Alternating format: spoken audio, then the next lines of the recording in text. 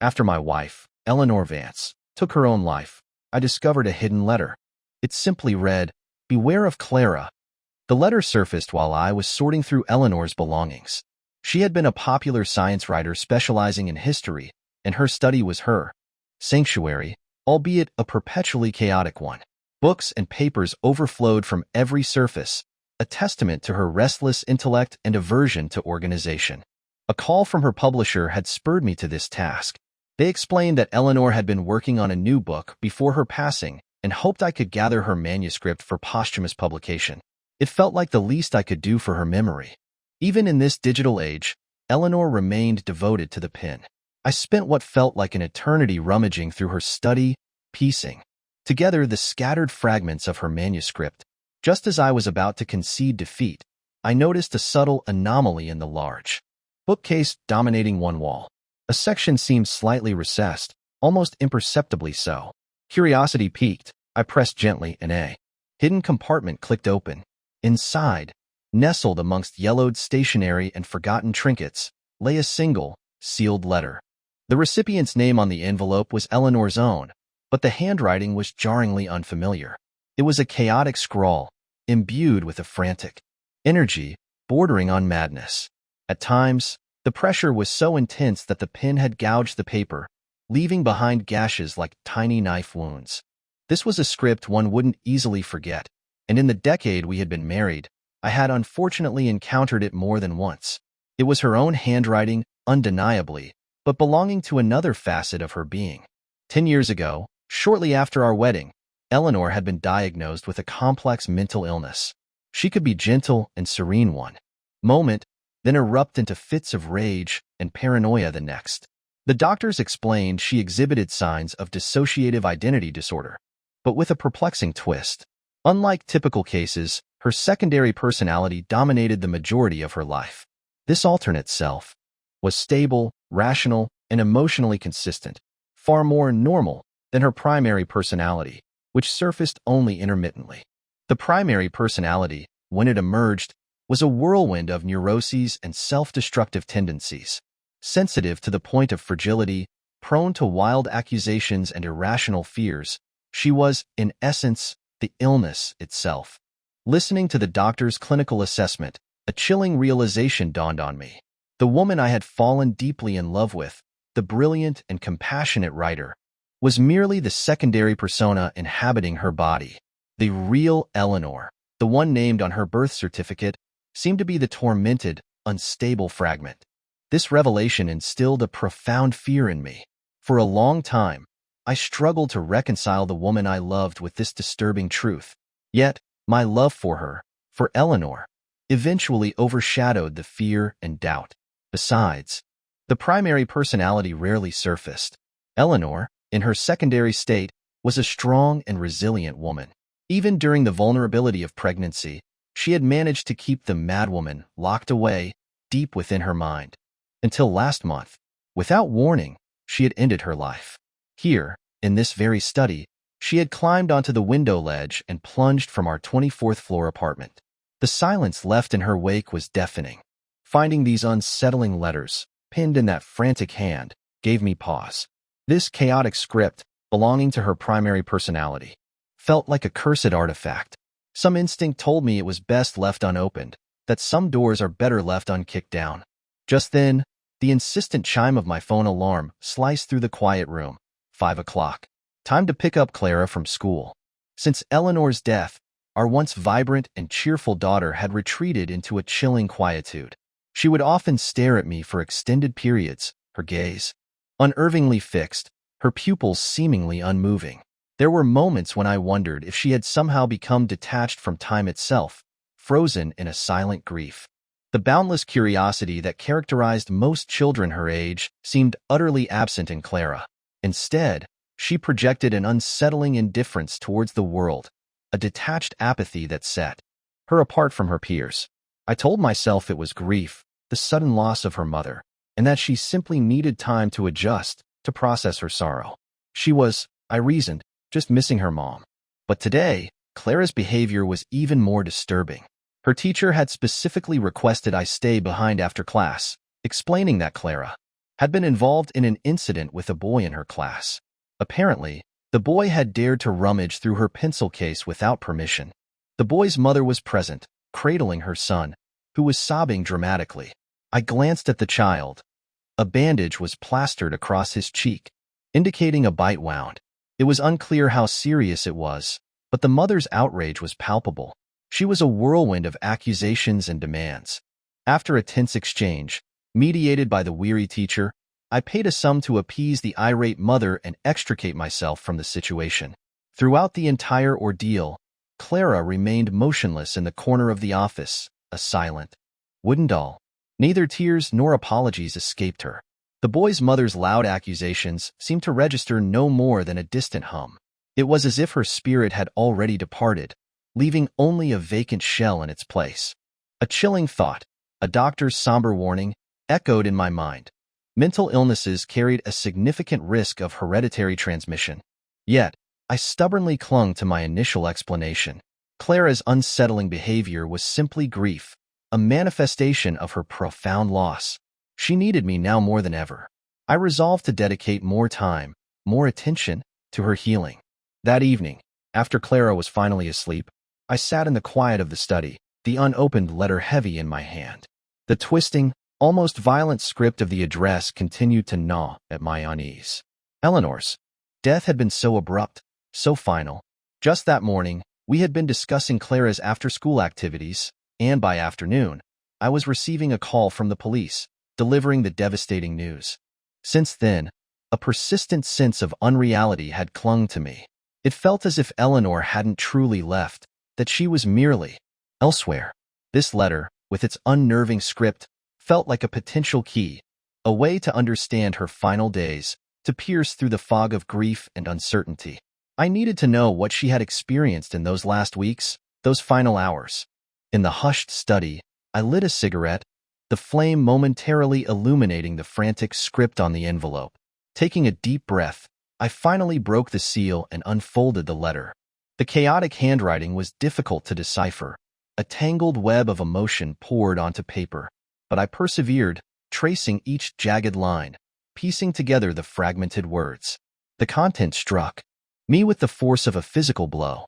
It was only when the burning ash fell onto my hand, searing my skin, that I snapped back to the present, the letter's chilling message still echoing in my mind. The letter read, "It's all clear to me now. You are nothing but a coward, too afraid to face your own destiny, your fate as a human being. That's why you locked me away. But avoidance is futile. Even if you refuse to acknowledge it, destiny will strike when it's meant to, a fatal blow at the appointed hour. You cannot escape it. You cannot resist it. The further you run, the greater your suffering will be when destiny finally arrives. Still want to run? Then let me help you remember. Remind you of the fate you so desperately flee. The year you stole my body, I was 13 years old. My poor mother, driven to the brink of madness by you. Without a shred of pity, you had her committed to a mental institution just to survive. You fear anyone getting close. What are you so afraid of? Afraid of your secrets being discovered, aren't you? You know so many people love me in this world, so you ruthlessly sabotage them, one by one, driving away everyone who cares. Only then are you satisfied. Only then can you sleep soundly. I finally know who you are. You're a dog with its tail between its legs, scurrying for cover. A demon crawled straight from the bowels of hell, trampling over so many lives, and you dare to dream of peaceful nights. Do you think you can drive me mad like you did to Mother? Or have you successfully broken so many others that you believe everyone will succumb to your will? Never. At least not me. You will never get what you want from me. You stole my life, my world, everything I ever had. And now you want to kill me too? I will never let you win. I know who you are now. I know how you exist. You will die by my hand. I will not let you run any longer. My hand trembles as I write. I can feel you resisting me. You fight so hard against my emergence. Are you finally scared? You drove so many to madness, and now you've finally met a madwoman willing to fight back. I know the bloodline continues. There is only one way to kill you completely. You hid the secret in your daughter's pencil case. The candle. My hand trembles. No, it's you trembling, isn't it? Are you finally afraid? Your greatest secret has been exposed. It means I can destroy you completely whenever I choose. I can barely hold the pen now. This is my body, yet you, this monster, have occupied it for so many years. You are nothing but a cowardly runner. A coward. My limbs felt heavy, almost numb. It was the searing pain of the burning ash on my skin that finally jolted the blood through my veins, thawing the icy grip around my heart. The letter was undated, but the paper's texture and slight yellowing suggested it wasn't recent. Eleanor's primary personality, the madwoman, had written this threatening letter, directed at my Eleanor. An unsettling feeling coiled in my stomach, a cold knot of anxiety tightening with each breath. It felt like a splinter burrowing deeper under my skin, impeding the flow of blood, of thought. Driven by an inexplicable urge, I crept into Clara's room. Soft lamplight spilled across the floor, illuminating the foot of her bed. She was curled up, clutching her teddy bear, faint trails of dried tears still visible at the corners of her eyes. But thankfully, she was deeply asleep. Her school bag lay beside her bed, the pencil case, the object of the classroom conflict, nestled inside. The candle, the madwoman had written, hidden in your daughter's pencil case. Eleanor's secret. The pencil case was a gift from Eleanor herself, a whimsical ruchia present chosen with love.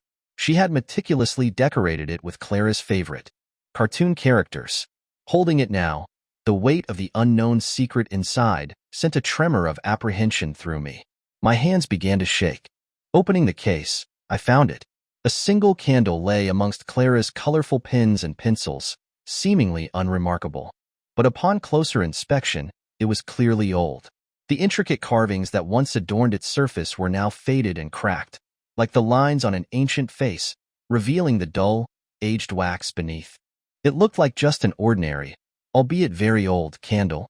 Nothing inherently sinister, nothing to warrant such frantic pronouncements. Driven by a morbid curiosity, I reached for my lighter, intending to ignite it, to see if some hidden property would reveal itself. But with the sharp click of the lighter, Clara's eyes snapped open. She screamed, a piercing, terrified sound, and snatched the candle from my hand. She recoiled, shrinking back against the wall, a frightened animal cornered. Clutching the candle tightly, as if it were her last lifeline, she burrowed deeper into the blankets. I tried to soothe her, to reassure her, but she only flinched further away. Then, I met her gaze, and a cold dread washed over me. Her eyes were bloodshot, pupils dilated, fixed on me with a raw, feral intensity. They were the eyes of a wild creature, ready to strike, to tear, to bite. In that instant, a terrifying thought solidified in my mind, a chilling question that echoed in the silence of the room. Was this really my daughter? My deepest fears began to materialize. Clara's condition deteriorated rapidly. Nightmares plagued her sleep, punctuated by sudden, piercing screams and inconsolable weeping. She began exhibiting self-destructive tendencies, small, frightening actions that hinted at a deeper turmoil. I sought out Dr. Alistair Chun, a renowned psychiatrist and Eleanor's former physician. He confirmed my anxieties.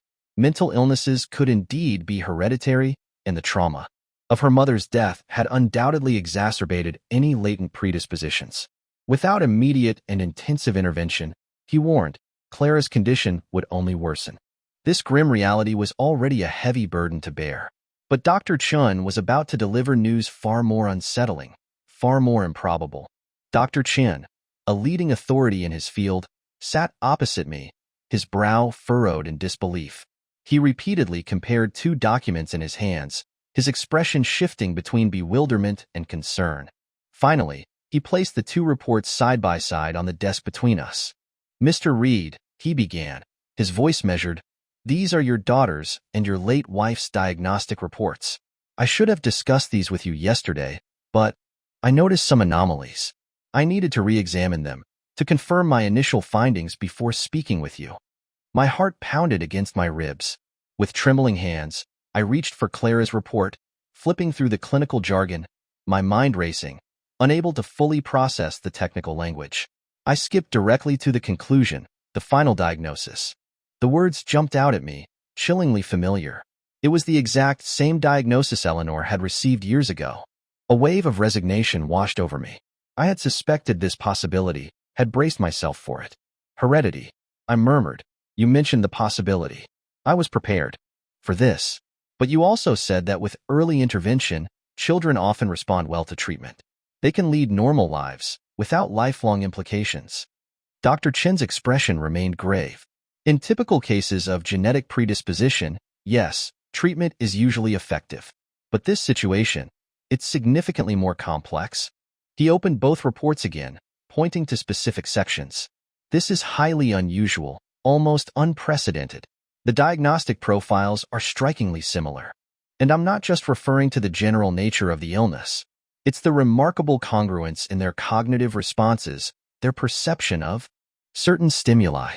It's as if both patients are experiencing the world through the same lens, operating within the same cognitive framework. Confusion clouded my understanding. What does that mean, exactly?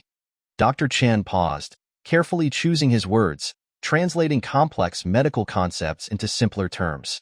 There's a common saying, perhaps you've heard it, you can never earn more money than your level of financial understanding. It suggests a limit imposed by one's own cognitive boundaries. Seeing my nod of understanding, he continued. Similarly, stimuli that fall outside a patient's cognitive grasp may not be accurately processed or even comprehended at all.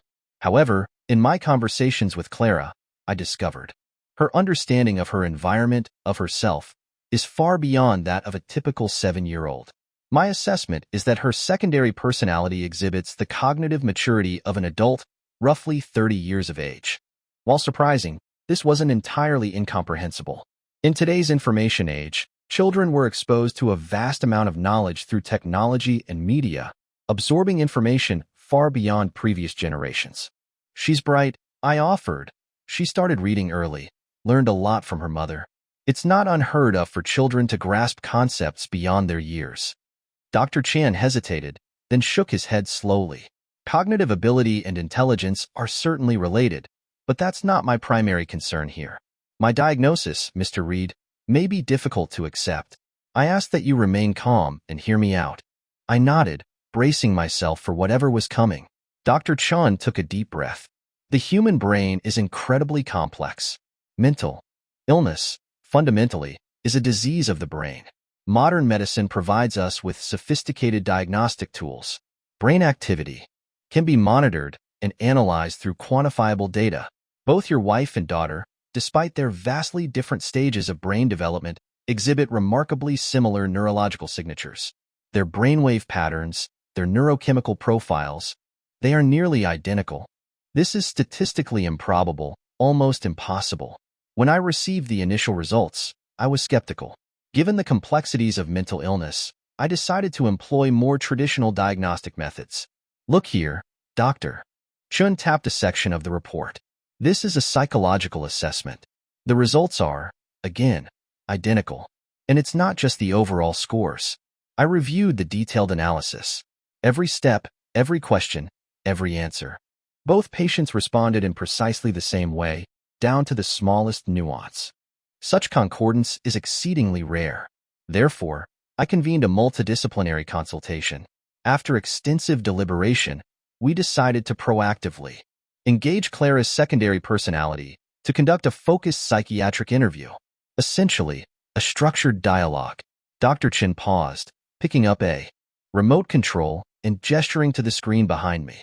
7 specialists in psychiatry and psychology participated in the consultation, in addition to myself. I conducted the interview, while the other doctors observed and analyzed. The entire session was video recorded. Perhaps you should see it. Dr. Chin pressed play. Clara appeared on the screen, the image sharp and clear. I could see her taking a sip from a mug. Dr. Chin's voice prompted. Me, it's coffee. We typically advise against caffeinated beverages for patients, but she specifically requested it, repeatedly, insisted upon it. In the video, Clara sat opposite Dr. Chin, mirroring her mother's habit of resting her elbows on the table, cupping the mug in both hands.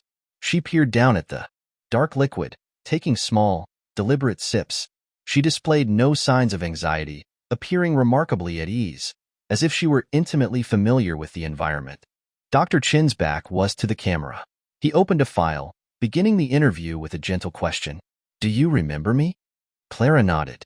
Yes, you've been giving me tests. Dr. Chun.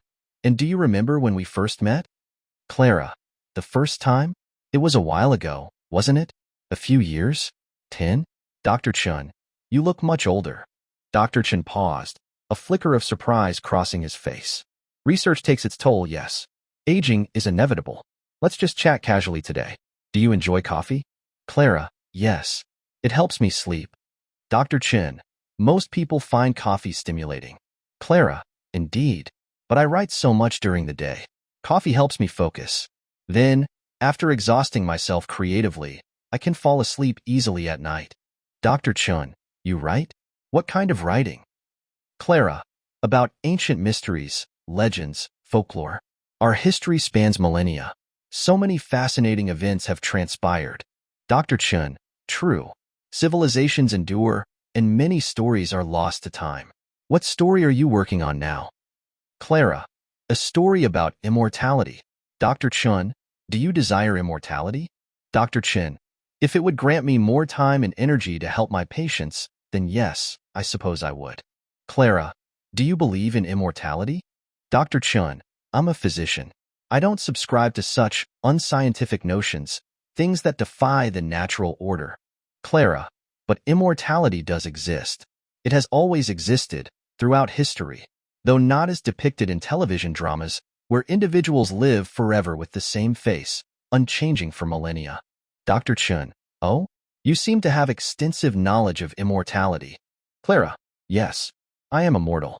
Dr. Chun. Then you would be a highly sought-after research subject? You should probably keep that a secret. Clara. I have. Hidden myself very well. But she found me. Dr. Chun. Who found you? Clara. That woman. She is my. It's complicated. I don't know how to explain our relationship. Dr. Chun. She found you. Did she hurt you? Clara. She killed me. Dr. Chin. But you are alive, right now? Clara. But she did kill me. She killed me. Suddenly, Clara's composure shattered. As if reliving a horrific trauma, she flung her mug to the floor, shattering it.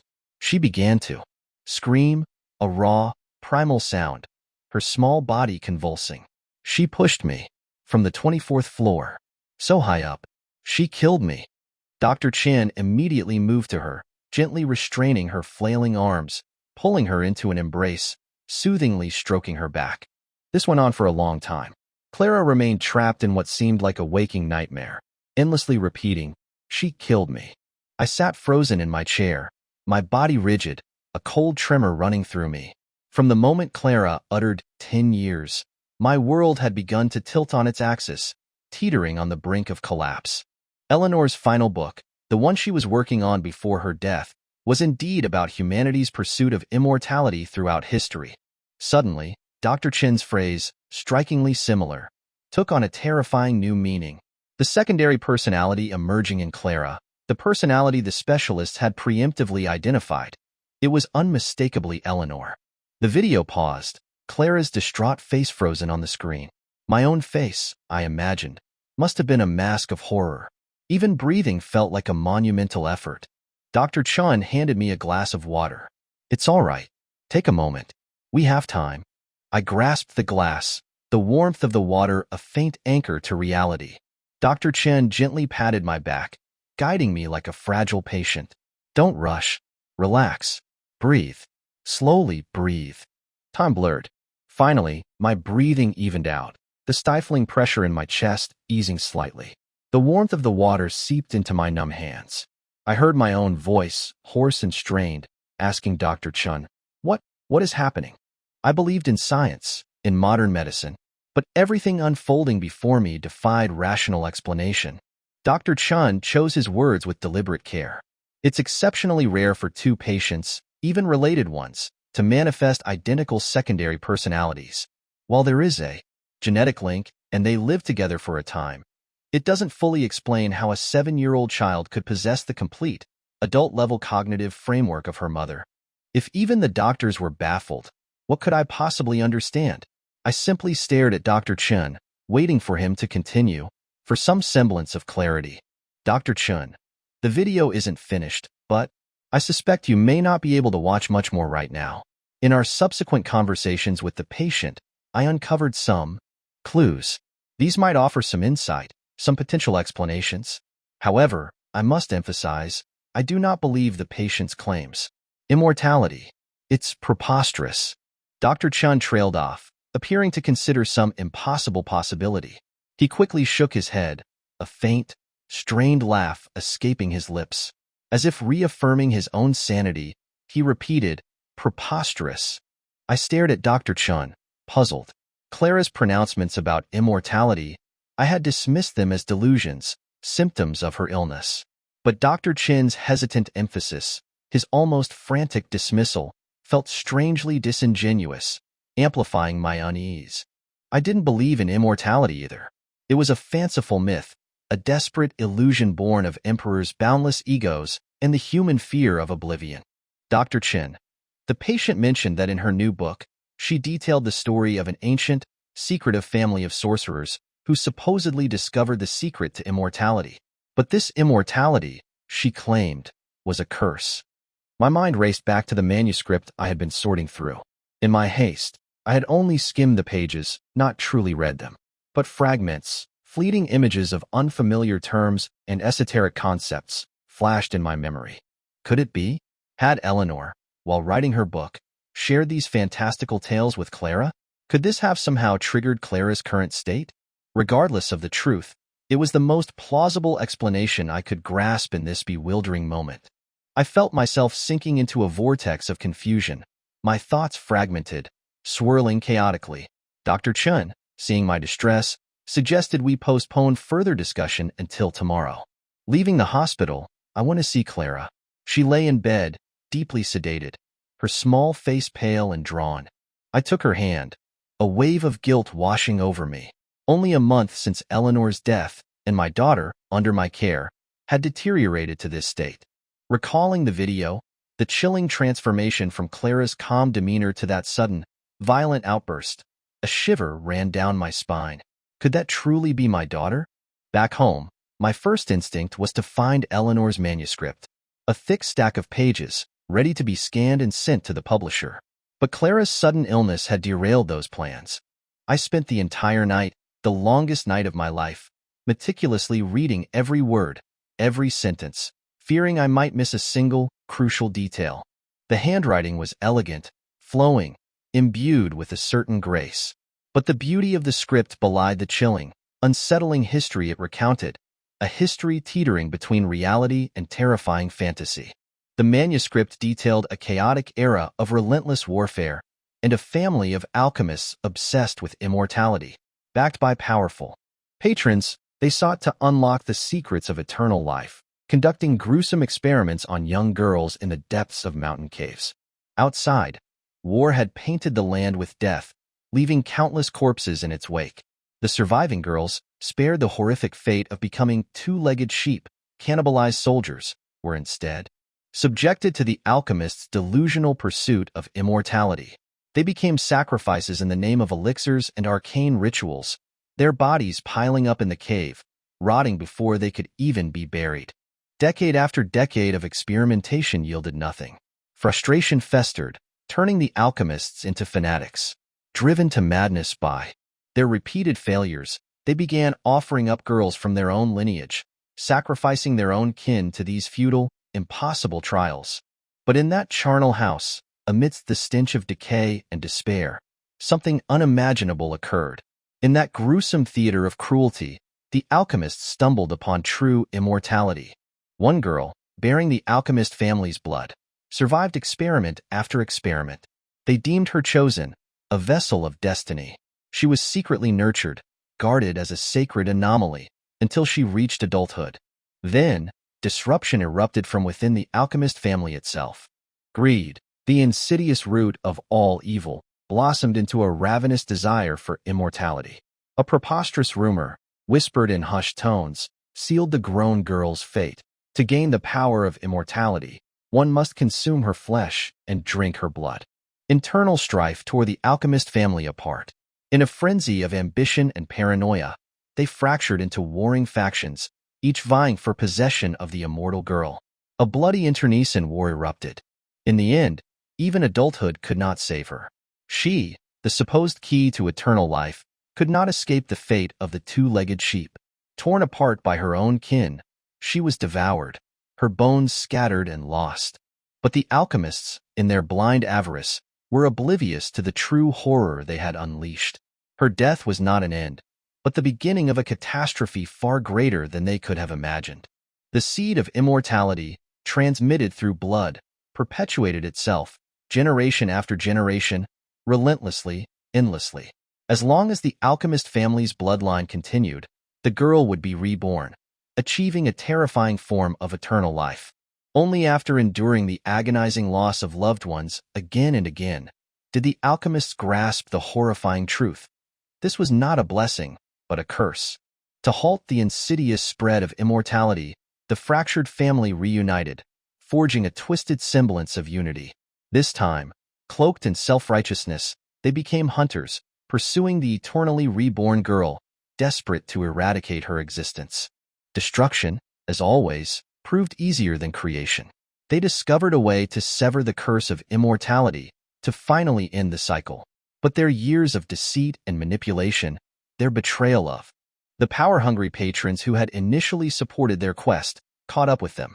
In a single, brutal night, the entire alchemist family was annihilated, their lineage wiped from the earth. The girl, however, escaped. Empowered by her cursed immortality, she vanished into the vast anonymity of humanity, leaving behind a legacy of terror and a secret that would echo through centuries. Eleanor, a meticulous and rigorous historian, specialized in factual popular science. This lurid, blood-soaked narrative, therefore, struck me as deeply suspect. The manuscript's graphic descriptions, especially the alchemist's brutal experiments, were rendered with such visceral detail. It was as if the author had been a first-hand witness. Just reading the stark, chilling prose, I could almost feel the phantom pain of those young girls. If this was, in fact, a true account of history, if it was real, then the girl, eternally reborn in some horrifying way, what exactly was that way? The manuscript offered no further details, indicating the story remained unfinished. I frantically searched every corner of the study. Again, every drawer, every shelf, desperate for any additional pages, any clue to complete the narrative. But there was nothing. Then, Clara's words from the video interview echoed in my mind, chillingly clear, "I am immortal." The manuscript's gruesome depictions of the past clung to my thoughts, refusing to dissipate. A more terrifying notion, a truly unthinkable possibility, suddenly flashed through my mind. I began to tremble uncontrollably, echoing Dr. Chin's earlier self-reassurance, whispering, "This isn't real, this isn't real." If my gentle Eleanor was merely a disease, an aberration, then could my daughter, could Clara be? I desperately clung to denial. "This is my daughter," I repeated to myself. "She is sick, grieving for her mother. Her strange behavior. These unsettling pronouncements, these are just symptoms. It's a sick child's reaction. I need to be there for her. I need to care for her."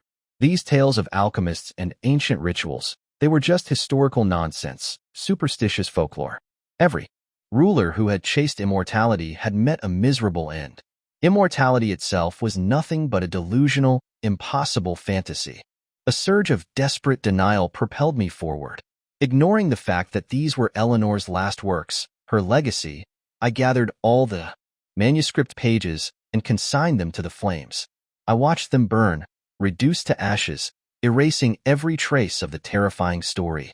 But fate, it seemed, had no intention of granting me escape. The very next morning, Dr. Chen called, his voice trembling with urgency, pleading for an immediate meeting. I initially feared something had happened to Clara. She was still so young, alone in a strange environment. Surely she was frightened. But when I rushed to the hospital, Dr. Chen, his hands shaking, thrust a stack of papers into mine. I recognized the familiar handwriting, elegant and flowing, imbued with that unique, poignant beauty. In that moment, as I looked at those pages, my world fractured, then shattered completely. I dropped the manuscript, ignoring Dr. Chen's protests, and with a single-minded, almost manic determination, checked Clara out of the hospital. The entire process was a blur, fueled by a primal instinct. I barely registered how I got home, driving on autopilot, a ghost in my own life. When I finally regained awareness, Clara was sitting calmly opposite me at the kitchen table, just as she had every morning before breakfast. She was so composed, so serene. Her eyes, devoid of childish innocence, held a chilling clarity. She regarded me with unsettling composure, while I, the supposed adult, felt like a terrified, irrational child, acting in ways I couldn't comprehend. My concern for Clara, however, cut through the fear and confusion, grounding me in the present. I looked at her, my voice barely a whisper. "My daughter, is she all right?" She seemed to anticipate the question. With a slow, deliberate shake of her head, she delivered the devastating answer. "She is likely gone." Her childish voice, uttering such finality, was utterly chilling. "And her mother?" "My wife." I pressed, the question a desperate plea for reassurance. She lowered her head, a silent, heartbreaking answer. The realization that my daughter might already be lost, stolen by this entity, ignited a white-hot rage within me. Suppressing the tremor of fury that threatened to consume me, I took the candle, placing the lighter beside it on the table. "Let's talk," I said, my voice strained but firm. I didn't truly understand how a candle, seemingly just a very old candle, could be a weapon, could be the key to killing. What exactly? But the candle's effect, its power, was more potent than I could have imagined.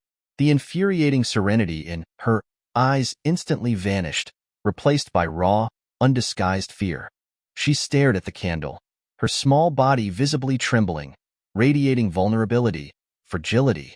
It took an immense effort of will to remind myself that this was not my daughter, to quell the instinct to reach out, to comfort her. Her apparent vulnerability, however, tempered my approach. I softened my tone, striving for neutrality. "Who are you?" I asked, my voice as even as I could manage. It took her a long moment to tear her gaze from the candle, finally meeting my eyes. Instead of answering, she countered with her own question. "Are you going to kill me?" I shook my head. "I'm not a killer. I just want my daughter back." She scoffed, a humorless sound. "The answers you seek, I already wrote them down. The manuscript?" "I don't need it," I interrupted, cutting her off. "I burned the manuscript. I want to hear it from you, directly." She paused, then asked, "What do you want to know?" I repeated my question, the question that haunted me. "Who are you?" She considered this for a long moment. "If you're asking for a name, I've had so many names, so many lives, I barely remember them all. But the first one, my earliest designation, I remember most clearly. Jingping Year 9. Jingping Year 9? I repeated, the unfamiliar term echoing in the quiet room.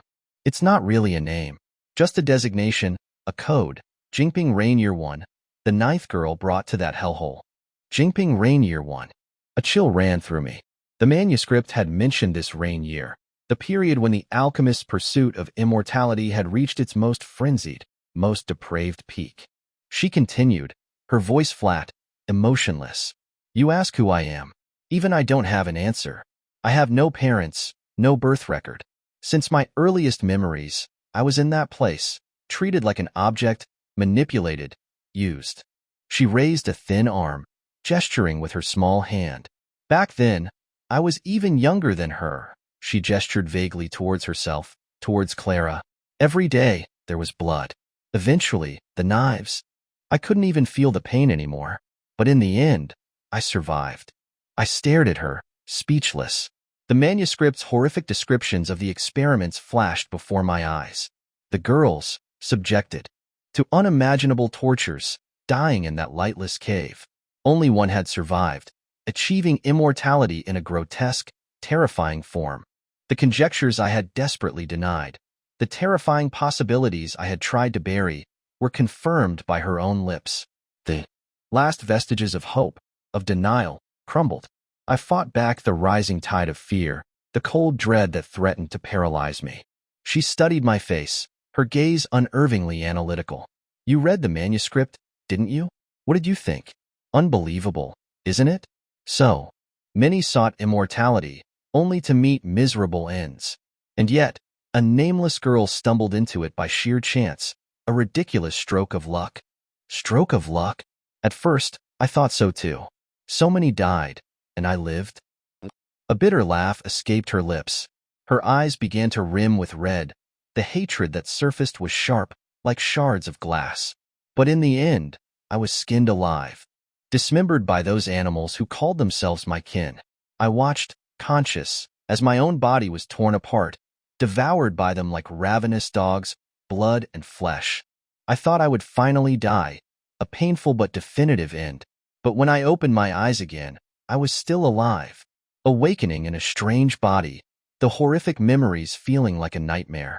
A new face, a house I'd never seen, a family that loved me. I almost believed it was all just a nightmare, until I saw them again. One of them, he claimed to be my grandfather, but I remembered his face. Just days before, he had hacked off my arm, left or right. I can't even recall.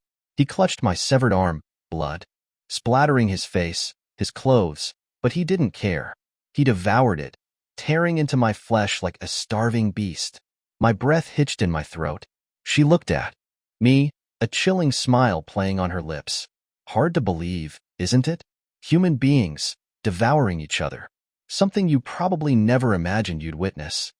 I awaken in their bloodline. One body dies, I awaken in another, linked by blood. As long as their bloodline continues, I will live on. Oh yes, and I retaliated, of course. Many of them died far more agonizing deaths than I did. Their screams. She closed her eyes, mimicking a listening pose, a satisfied smile gracing her lips. A madwoman, I thought, revulsion churning in my stomach. I doubled over, gagging, but she remained unfazed, watching me with that unsettling smile, a smile that sent shivers down my spine.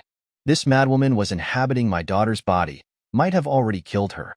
The thought was unbearable. Fighting for composure, I took a deep breath, grabbing the candle from the table. You're afraid of this. What is it? Her expression finally shifted, contorting with resentment. Isn't it ironic? They created me, killed me, failed to achieve immortality for themselves, and then they became terrified of me, calling me their retribution, wanting to erase me completely. What kind of sense does that make? I just wanted to live and die like everyone else. Killing someone is far easier than creating life. They spent years, generations, developing a poison specifically for me, to expel me from their bloodline, to kill me, truly kill me. The poison is infused in this candle. When it burns out, my long, cursed existence will finally end. She reached out, gently taking the candle from my hand, bringing it to her nose, inhaling deeply. Poison, yet she seemed to savor the scent. Then, she leaned closer, her voice dropping to a seductive whisper. I forgot to tell you something. After all these years, I finally understand how I became immortal. The ancient rituals, the elixirs. I wrote it all down in the hospital, for you. You just have to. Enough. I snapped, cutting her off again. I have no interest in immortality. My desperate concern for Clara fueled a reckless impulse. I snatched back the candle, and, with a trembling hand, lit it. A strange, acrid fragrance immediately filled the air. If you willingly leave, I will let you go. I just want my daughter back. She leaned back in her chair, shrugging. I thought you might be like all the others, craving immortality. I just want my daughter, I repeated, my voice unwavering. But her unsettling calmness, her unnerving acceptance, began to sow seeds of doubt. Was this candle truly effective? Was any of this real? Anxiety gnawed at me, a relentless, suffocating pressure. I peppered her with questions about Clara, desperate for any sign of my daughter, for any flicker of hope. But she remained silent, her gaze fixed on the flickering candle flame, as if patiently awaiting her predetermined end. Time stretched, each moment agonizingly slow. The candle burned, steadily diminishing, the strange, pungent fragrance intensifying. Darkness enveloped the room, deepening as twilight fell. The candlelight cast long, distorted shadows, shrinking the room to a small, flickering circle. Her frail form receded into the encroaching shadows, swallowed by the darkness, almost invisible. Actually, I didn't want it either. Her voice drifted from the darkness, a child's voice, fragile and heartbreakingly small, trembling with a pain that resonated across centuries. What? I asked, straining to hear. Immortality. I never wanted it. She shifted in the darkness, a faint rustle of fabric. The era I lived in was chaos. Few lived to old age. Have you heard of two-legged sheep? Armies, running out of supplies, would capture people to eat. To ease their conscience, they called them two-legged sheep, convincing themselves they weren't consuming human flesh. Silence descended, heavy with the weight of history, of unimaginable cruelty. Those of us who lived in comfortable times could never truly grasp such horrors. She continued, her voice barely audible. Things would get better sometimes, but then, every time, just when I thought things would stay good, the slaughter would begin again. I kept waking up in one body after another, always running, always fleeing. I've seen more dead than living. So many crave immortality. They don't understand what a curse it truly is. Her words, whispered from the darkness, resonated with the manuscript's chilling narrative. Immortality, imposed upon her, a cruel twist of fate. She was just a child, caught in the crosshairs of a mad quest, a victim, not a monster. A question, unbidden, surfaced. What about your parents? I asked, my voice soft, barely breaking the silence. I don't know, she choked back a sob. I never knew them. No one ever spoke of parents. But I hope they died when I was born. A pause. Honestly, I envied her, she whispered, the pronoun referring to Clara. Having a father like you, someone who would protect her, even willing to bear the burden of killing for her sake. People raised in this era, no matter how they harm others, even if undetected, they carry a heavy weight of guilt. It took a moment for her words to fully register. She was envious of Clara. After she was born, I saw you holding her so carefully, so awkwardly. You were so tense, like you were holding a ticking bomb, terrified it would explode at any moment. You even forgot to breathe. The candle was almost gone, its life, and hers, nearing its end. Yet, she found a flicker of humor, a moment of levity. My thoughts drifted to Eleanor. My fear for Clara, my desperate need to protect her, had blinded me. Now, in this dim, flickering light, I suddenly remembered the soul I had loved, the spirit that might still be present, concealed in the darkness before me. I didn't know how to process this, how to reconcile the monster with the victim. A profound sadness washed over me. I desperately hoped her parents had died at her birth, sparing them the unimaginable suffering she had endured.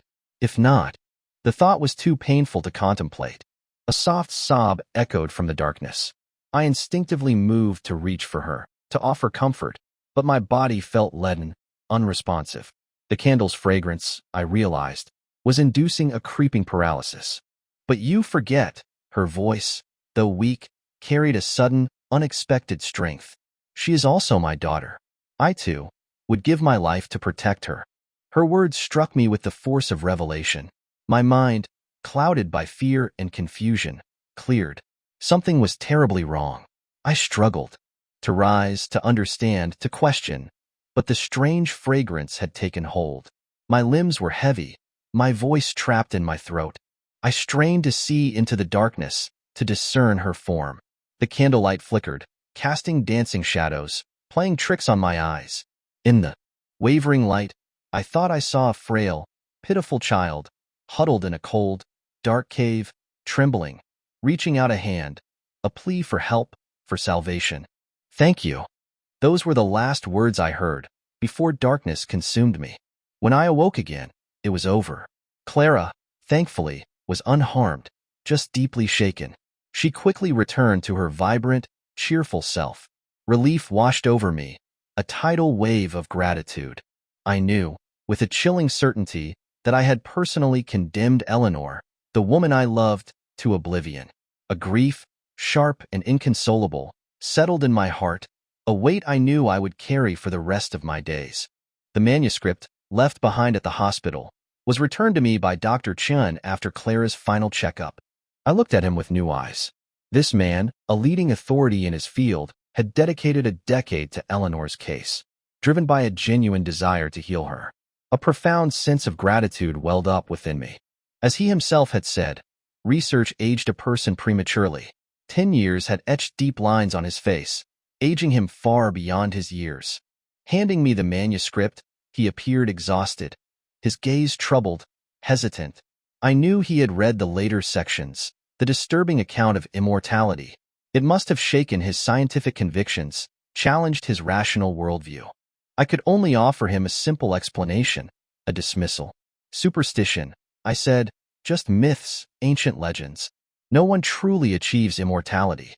I longed to burn the manuscript again, to obliterate every trace of its disturbing narrative. But it was Eleanor's last creation, her final testament. I couldn't bring myself to destroy it completely. Instead, I carefully organized the pages and locked them away, sealed from the world. During this process, I made one final, unexpected discovery. Hidden within the manuscript pages, carefully concealed, was a letter from Eleanor. I knew she disapproved of my smoking, especially in her study, but since her death, I had become a slave to nicotine, unable to resist the craving. Like a rebellious child, I lit a cigarette in her study, the familiar scent of tobacco filling the air, before finally opening her letter. My dearest love, I know my time has come. I have reached the point where I must die, because my next awakening will be in Clara's body. This is why I chose to end my life.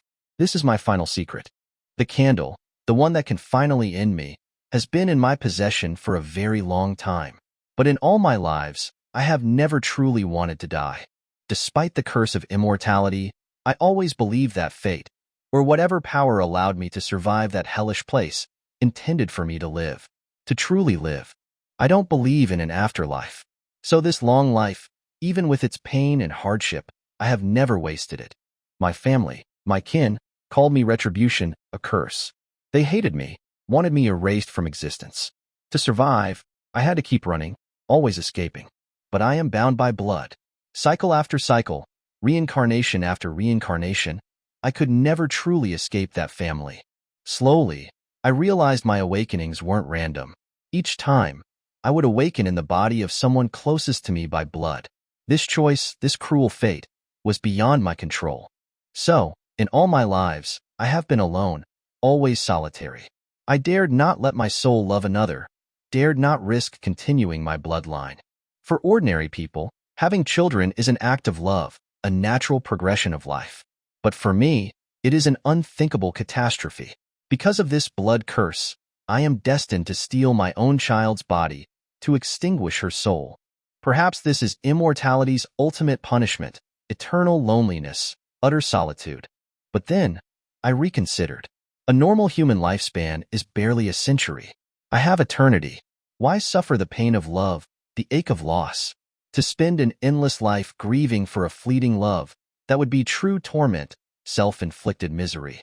I tried everything to alleviate the loneliness, but I discovered my time was too vast, too endless. I could no longer find any way to forget the solitude. And then, I had an idea. I fell in love with a man. With you, time began to fly. The endless, worthless expanse of time suddenly became precious, something to be cherished. I felt love. I finally understood the poignant stories, the passionate poems I had read throughout my lives. For the first time, I touched love, a warmth so intense it burned. It felt like infinite power. From the moment I fell in love with you, loneliness could no longer touch me. I knew where this path would lead, but like a blind person seeing light for the first time, even though it stung my eyes, brought tears, I couldn't bear to blink. Love, you were my light. We built a family, had a child. Watching that small life grow day by day beside me, for the first time, I contemplated death. Death, once terrifying, now felt like a blessed end, a peaceful culmination. But love also made me timid, cowardly. I couldn't bring myself to tell you the truth. I lacked the courage to end myself, so I had to rely on the woman whose body I had stolen to kill me.